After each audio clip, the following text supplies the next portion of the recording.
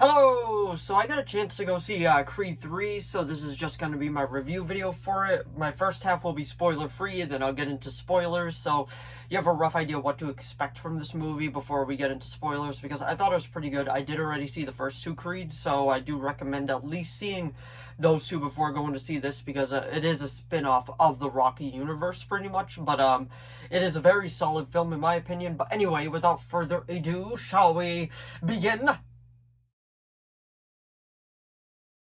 So, Creed 3. This one is actually directed by Michael B. Jordan, and he stars in it, so kind of like what Stallone did for some of the Rocky films as well, and some of the Rambo films. And like I said, this is kind of a branch off from the Rocky universe, because Creed 1 and 2 did have Sylvester Stallone in it, but he did not... Well, he's not in this one. There's some stuff going on behind the scenes with how he feels kind of cheated because he wasn't part of it, and he wasn't really happy with that whatsoever. So that is an interesting thing that you can kind of look at, because he is not happy whatsoever that he was excluded from this. So there's some stuff to take from that, and he's just calling them out and all that. But this is just going to be a review video of the actual movie Creed 3, and I'm going to give you my spoiler free thoughts first. It's a good continuation of the first two, but there's some more new stuff in it. Michael B. Jordan said himself that he took some inspiration from anime and all that, so that was actually really cool. And some certain scenes you could really see the anime influences that he had in it.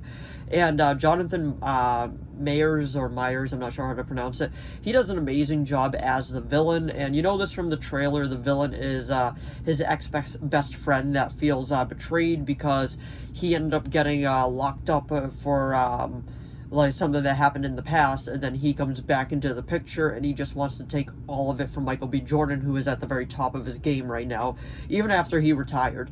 But in my opinion, the film, the first half of it moves at a great pace, and then towards the end it feels like they were just all right, we need to hit all these beats, we need to do this fast. But not really a bad thing, it's just kind of how it felt. But I would recommend watching this just for the dynamic between Michael B. Jordan and Jonathan, because they do a great job interacting with each other, and you can just truly feel the tension there. So I would recommend giving it a watch just for that. But watch the first two first, because they kind of are essential to watching this one. But it's a solid one. I don't know if I would say it's the best Creed movie out of the three that we've had so far, but it's definitely really good. I'll probably do a ranking video of the Creed movies, because I feel like they all have something good in their own way, and they're all I enjoy all of them, pretty much. That's the best way to put it. But I would give this film an 8 out of 10. I really enjoyed it. I walked out of the theater being I thought that was a good movie.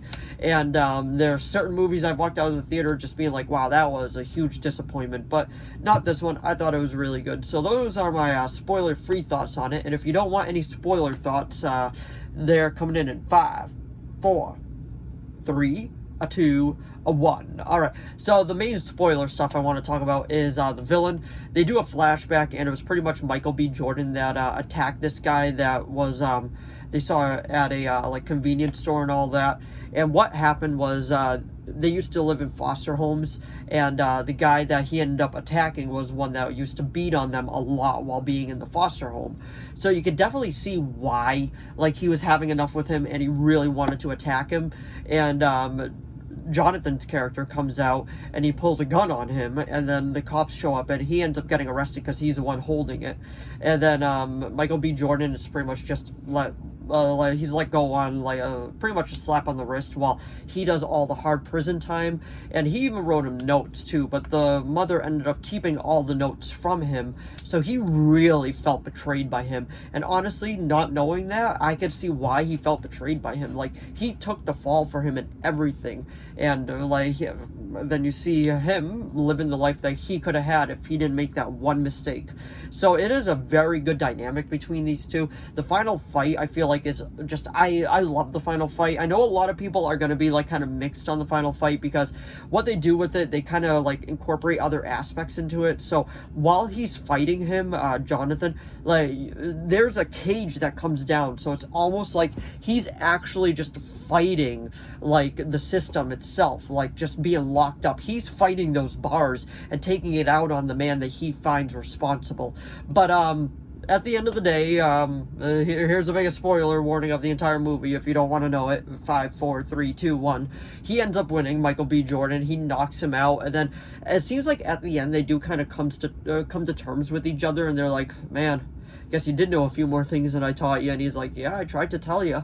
And I feel like that was a good way to end it. Like, I really did enjoy the dynamic between those two throughout the whole film. Like, they had great chemistry, and this was a pretty good film for Michael B. Jordan directing plus starring in. Like, he was the main character, even though I feel like we had a lot of time with the villain. Like, he was definitely the main character, Michael B. Jordan. And another very big surprise for me in this movie is that they killed off the mother, even though I kind of had my feelings with it after they flat out mentioned that she already had a stroke. It's like they wanted to make sure you knew she had a stroke because something was going to happen down the line. So that was kind of a red flag right away, and then she ended up dying. So I was actually like, I saw her coming, but at the same time, I was surprised that they still went about and killed her off. But at the end of the day, it's a really good movie. It's a great addition to the Rocky franchise. And like I was saying, there's some drama behind the scenes with Sylvester Stallone not being happy that he was excluded and all that, but we're not going to get into that stuff. I already talked about it a little bit, but it's a very solid film. I give it an 8 out of 10. If you've seen the other two Creed films, I recommend watching this, and if you're just a fan of the Rocky franchise in general, definitely give it a watch. But anyway, that is my review of Creed 3.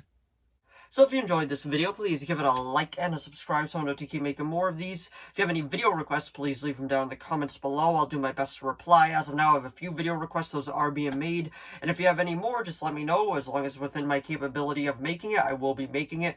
And if you did see Creed 3, let me know what you thought of it down in the comments below. Did you like it? Did you love it? Did you hate it? Did you think it was just okay?